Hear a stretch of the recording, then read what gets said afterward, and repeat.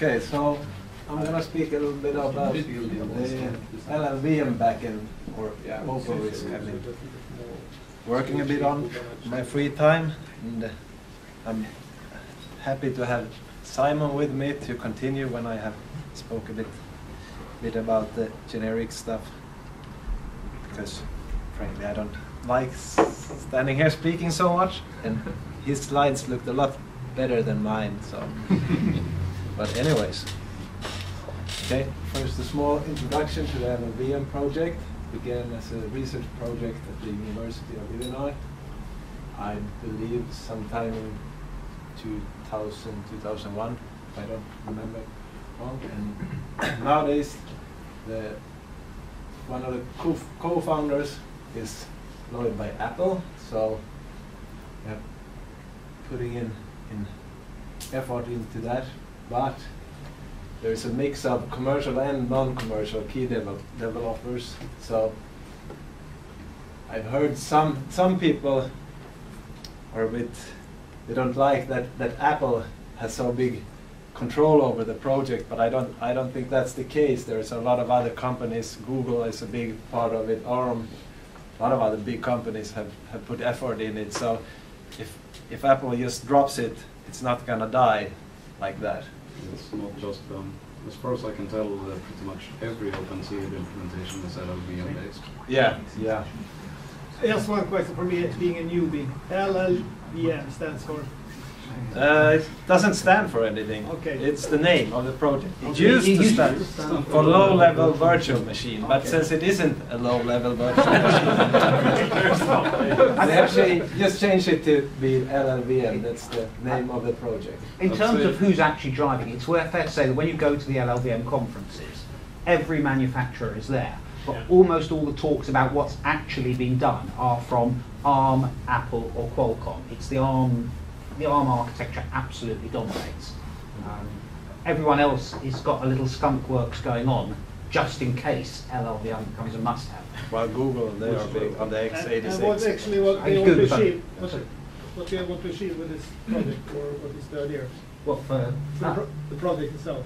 GCC. Well, for Apple, it's their Object-C. They have had it in GCC, but has lived in a separate repository. It's a separate branch.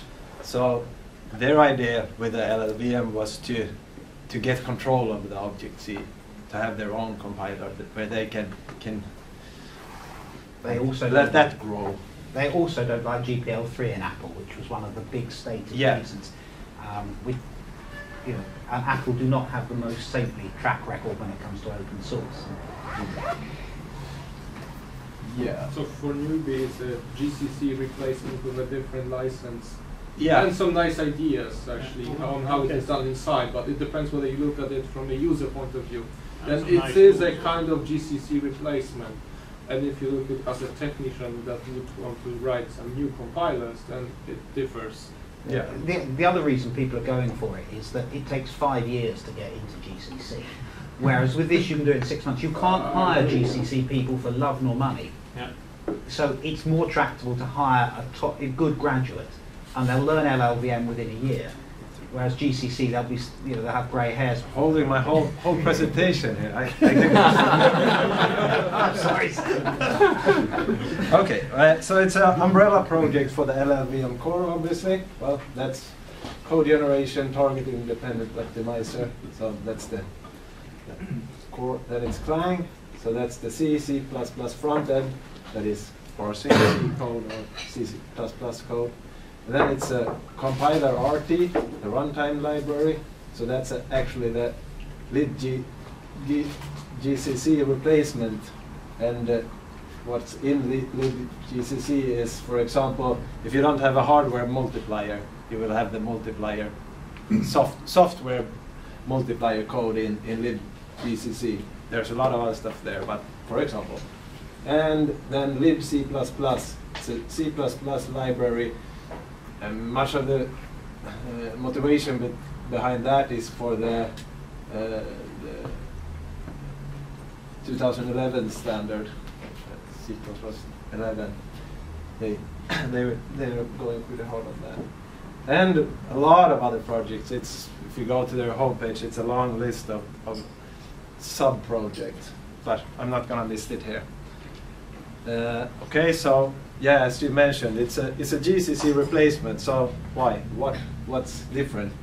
Okay, so GCC is written in C, and C++. Yeah, I might mention I thought about putting a pro-con kind of thing, but realized that I'm not going to do that. I'm just going to list the differences, because a lot of those are, well, personal taste, like C versus C++. Personally, I don't like C++ much, but as this quote says, though there is a lot of potential to misuse C++ in horrible ways, it's a sharp tool after all. Llvm has been quite successful at using it for good, not evil. So Chris Lattner is one of the co-founders, the one that is hired by Apple. And yeah, I guess that's true. I've seen a lot worse C++ code. It's pretty nice. It's a really nice code base, and I don't kind of mind that it's in C++ when I have been working with it. And then the license, as you mentioned, yeah, well, personal and of course for businesses, it's probably a core issue. What kind of license? It's on the tool. I for once think that perhaps the version 3 of GPL was a bit of a mistake, but that's my personal belief. And monolithic versus modular. Llvm is a lot more modular than GCC, and GCC has been, also because of philosophical reasons, monolithic, because they don't want you to be able to use parts of it modularly, because then you can just write your own closed source tool and use that.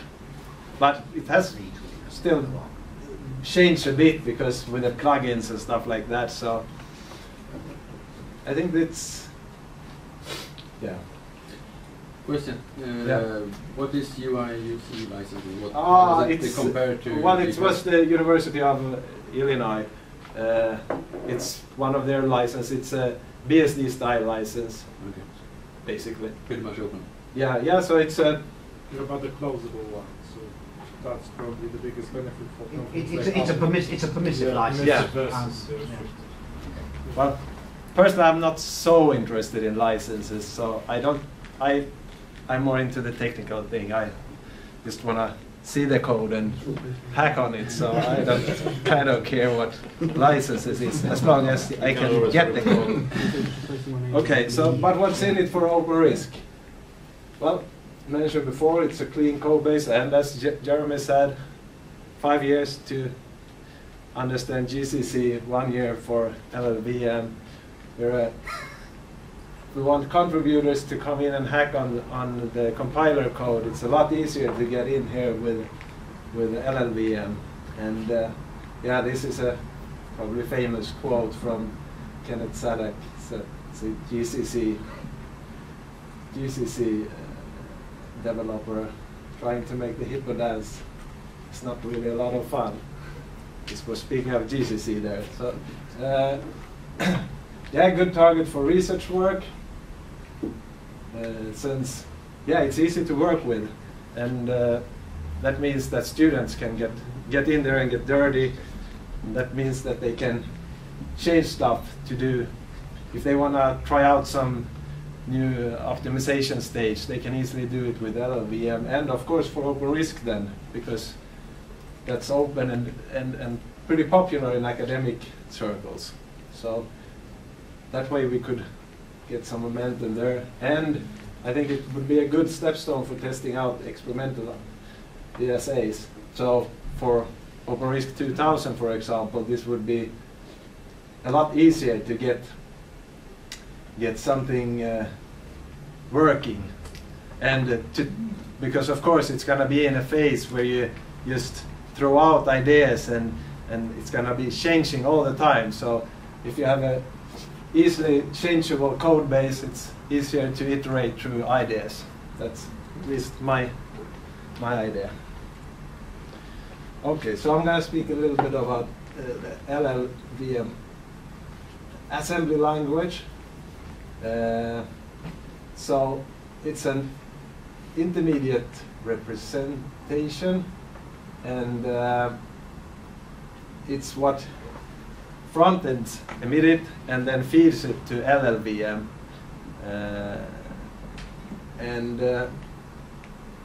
It's kind of like an assembly language, or it is an assembly language, but it's meant to be very generic, so it would fit many different targets.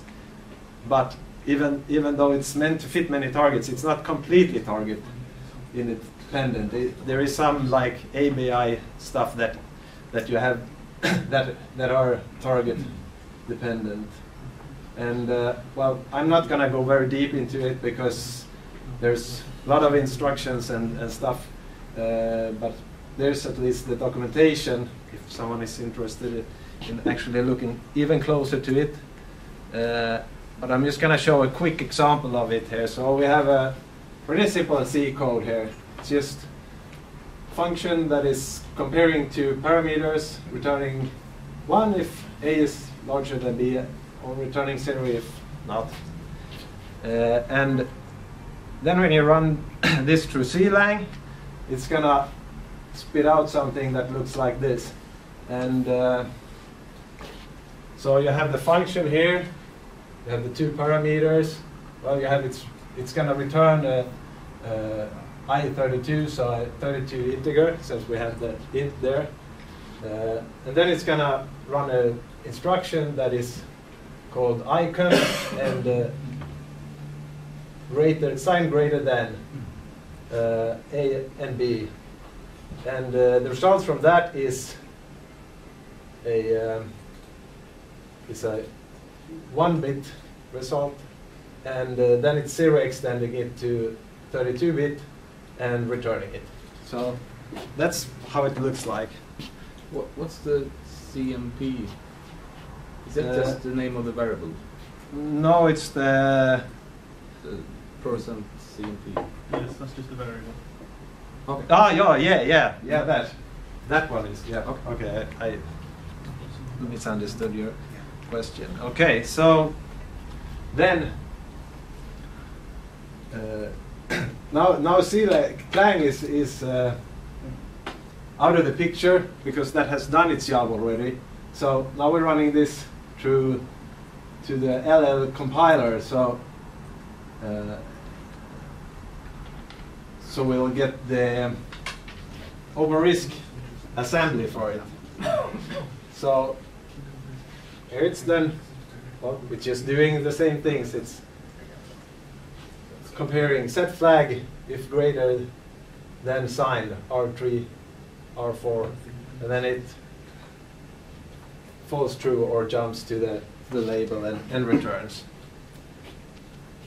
So what I just wanted to show that it's kind of separated. It goes out of Clang and then goes into LLVM as this. And then, well, this is actually not completely showing the whole truth because LLVM is gonna iterate through the assembly and do the optimizations on it, but that's not shown in here.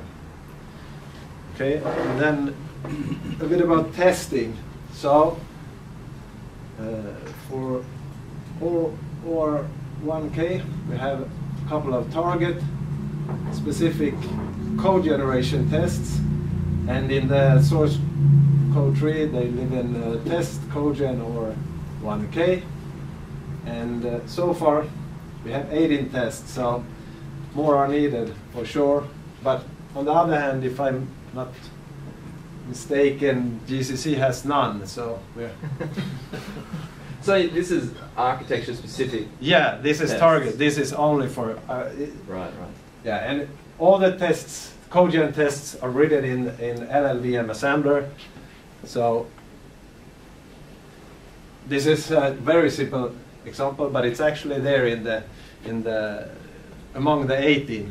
So this just checks that if you have a return 0, you check for, well, the function name is ret0.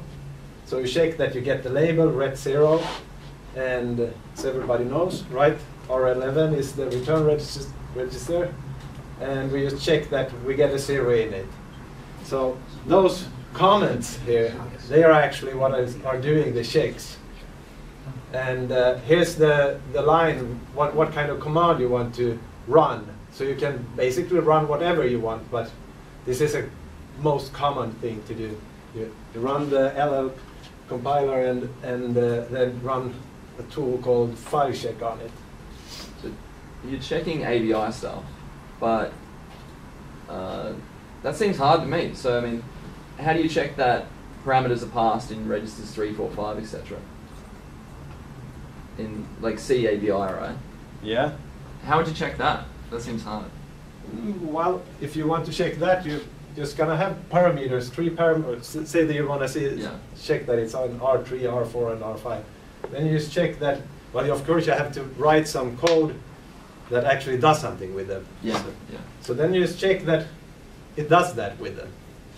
You can of course just run this and see what the assembly is and check manually before you do the test that okay, I'm sure this is what I'm gonna get. Then you just put what you have seen there in the check.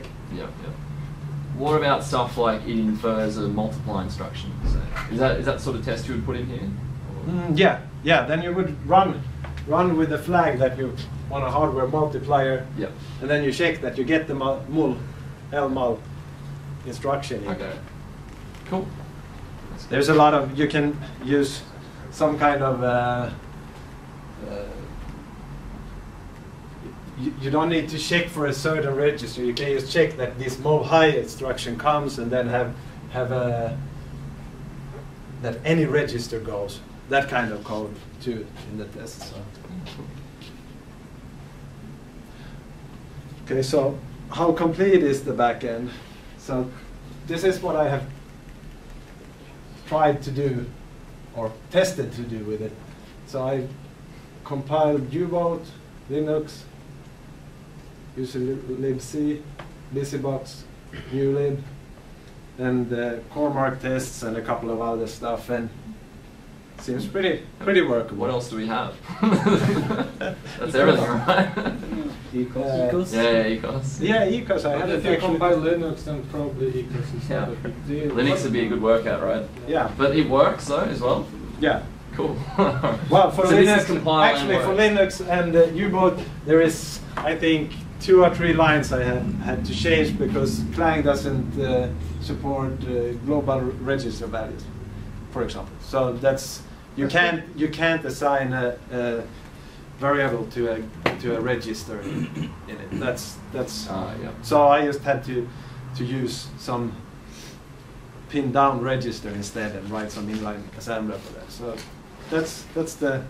You're doing well there because you're ahead of where the ARM guys had to make more changes to their Linux Yeah. stuff. Yeah, but That was actually the biggest issue with the Llvm, that you couldn't compile Linux kernel easily. They talked about it at the spring conference, and they had to change about 8 places now, which was a big improvement on the previous conference. But yeah. if you've only got 2 or 3 places, that's well up there.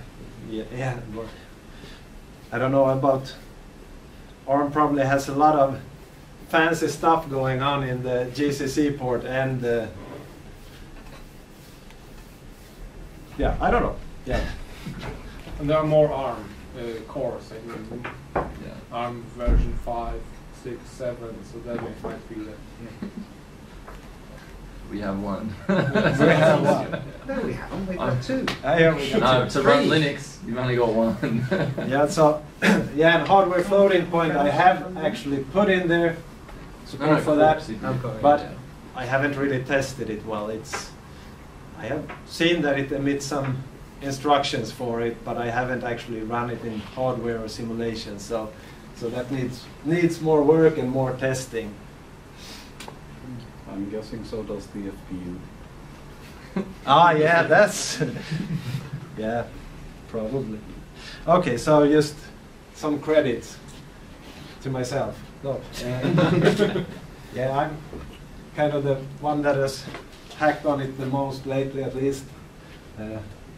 Jonas Bonn, he did actually the very initial port. It wasn't very complete, it didn't emit any instructions at all, but he had done a very important part. It's that Simon is going to tell about. It's the table generation. So it's basically a table where you describe all the instructions, but Simon is going to speak more about that. So he had basically that all done, so that was a big help. And then we had this, I'm not going to even try to pronounce his name because I'm going to fail, but Anton is a core LLVM developer. He was speaking at a LLVM meeting, and his speak was about making a backend in, what was the title? 48 hours. 48 hours, 48 yeah. hours, yeah. Yeah, and he used OpenRISC as an example for that. So when I started out, it happened about the same time as I started to look at Jonas' work. And well, of course, he's a core LLVM developer. He knows what's good and what's not. So I picked a lot of good stuff from there in the beginning. And you can look at his Git check-ins. He really did do it in 48 hours. Yeah, it's pretty good. And of course, Simon has been lately working on the integrated assembler, which is really exciting, and we're gonna hear about that right after I'm done, which I am now.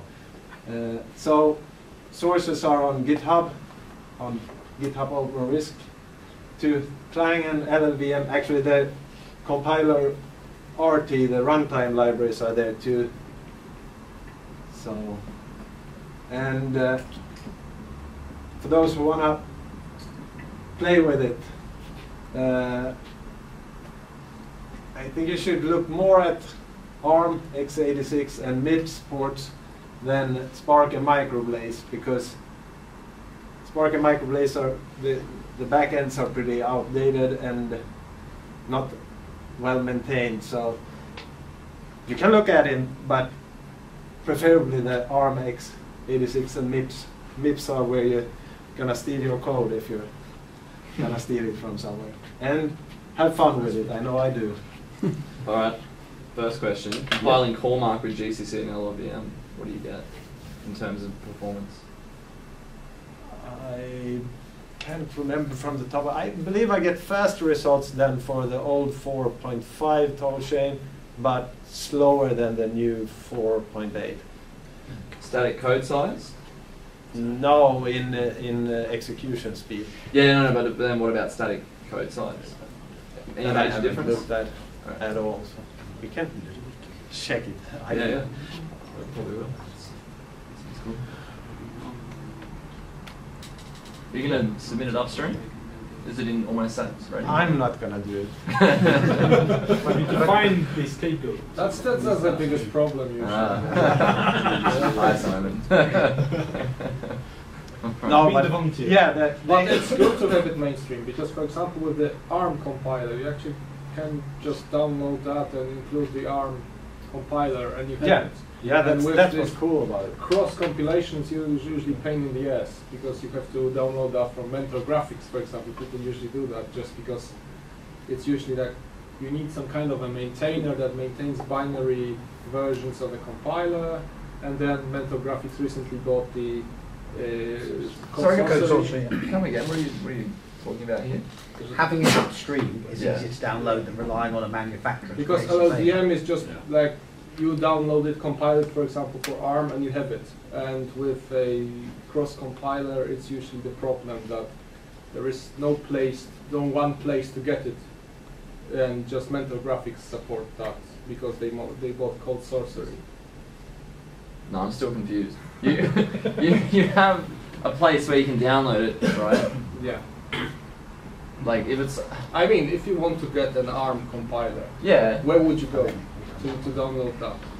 for a particular implementation or Yeah, something. you have some kind of a board, and you want to get a compiler.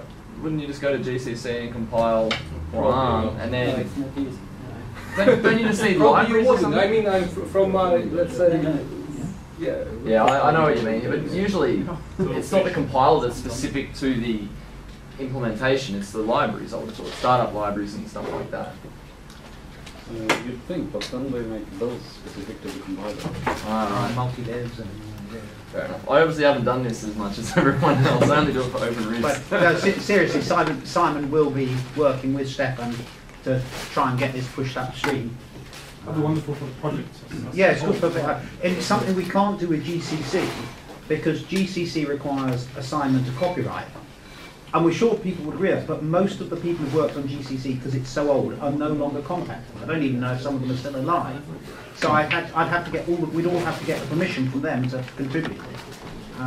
Or have someone do a complete clean room implementation. And with a compiler that's been around for 10 years, that's really.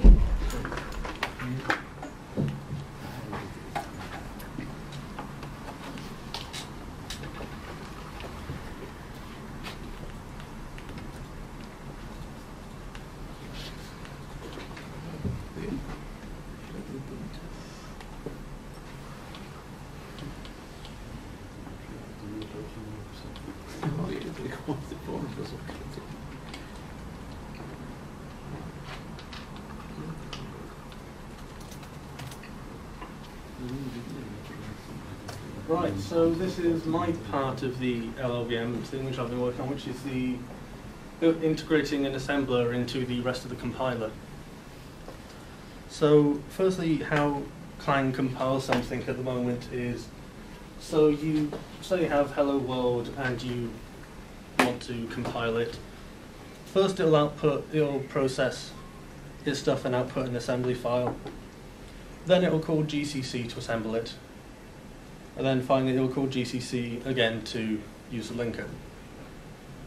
But that's a bit inefficient because why are we going to all this effort to painstakingly emit the perfect assembly file just to read it again?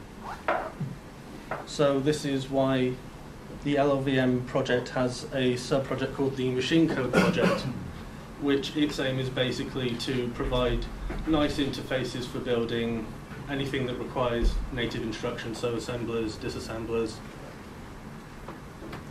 They estimate that it takes, for the compile time of some programs, up to 20% in the reading and assembly files and all the stuff that goes in the assembler. So a lot of time could be saved if it's all in the same program, because if it's within LLVM, LLVM already knows. Well, it doesn't need to repass it anything because it's just compiled it. And also it avoids any issues with out-of-date or incompatible assemblers. Say you were designing a new architecture, new instruction set, and you're like, hey, let's put in this instruction. Oh wait, now I need to modify the assembler. LLVM has this feature, this language built into it called table gen, which basically allows you to, well, define an instruction once, and then it will generate what you need to assemble it or disassemble it. So basically all the heavy lifting for anything to do with instructions or registers, calling conventions, you define once and it's in the places it needs to be, which is good because you avoid mistakes of, I forgot to copy this instruction from one place to another. It's easy to maintain because there's only one definition. And because it's very class-based, it's easy to add a add instruction. Literally, you set up your classes and there's your add. And then, as part of the build process, it builds all these files that are then included and imported into the other classes and part of your backend. Now for the implementation of the assembly parser for OpenRISC, basically there's 4 classes that need implementing, but these classes are irrespective of the target, so really these steps can apply to anything. The first one is mainly for debugging and testing, which is parsing files. As I said, mainly so you can actually test that other things work. So instead of having to, well, if you want to test, for example, encoding instructions, you've obviously got to tell it what the instruction is, so you still need to be able to parse it. Now, to implement this in LLVM, most of it is done by table gen, but what you basically have to tell it is, I've got this weird string R1, what is it? So, as far as your implementation goes, all that needs doing is implementing a function which I can't remember the name of it, but basically this string R1, does it map up to any of the registers we've defined? If so, return this register. If not, try and see if it's a immediate address, or an immediate value. If not, then we'll throw an error. These are then passed on along with splitting up instruction mnemonics in a certain way to table gen created functions, and that emits the internal representation of the instruction.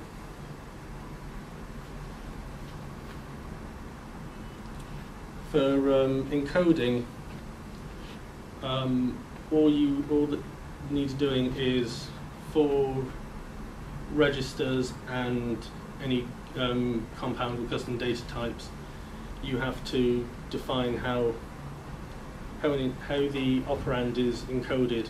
Not worrying about shifting it into a certain place in the instruction, but if, for example, you've got a 5-bit field for that is your register number, all you've got to worry about is those 5 bits, then you don't have to worry about is this here in the instruction, or that's all taken care of for you.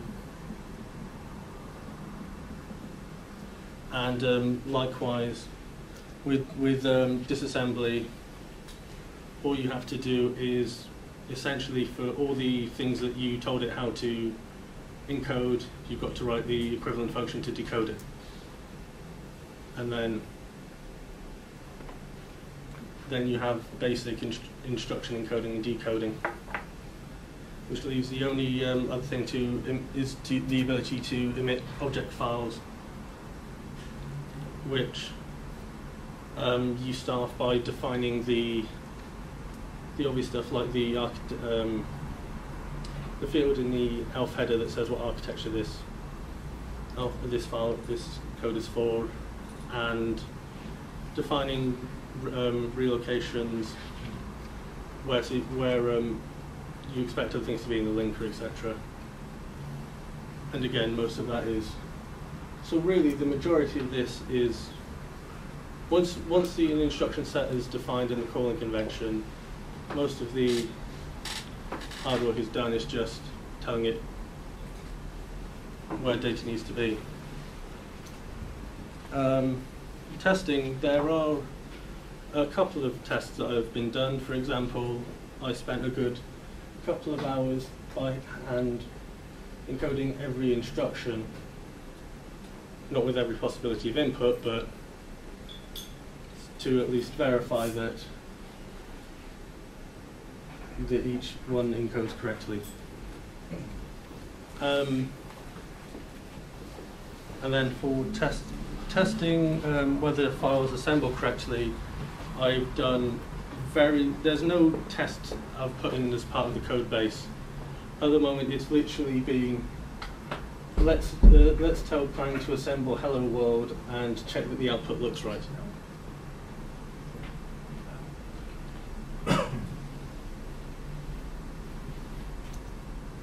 And then, so I expect there's still a few bugs because most of it is, especially in terms of relocation values, is of fixing stuff when I find it.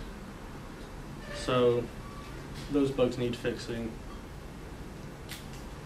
And then obviously adding test cases to the test suite for making sure that data is output correctly.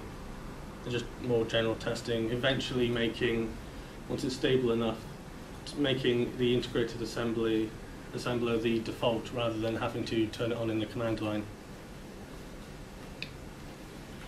Eventually, one thing I want to add is there's a tool called Llvm MC, which is for which is basically for playing around with stuff. And I believe, at least, it should be possible to turn that into basically a standalone assembler, which should be interesting. And then eventually, all this, along with what Stefan's describing, seeing if we can get that added as part of the LLVM main code base, and in the future adding more components like the LLVM has just recently started a sub-project for trying to create their own link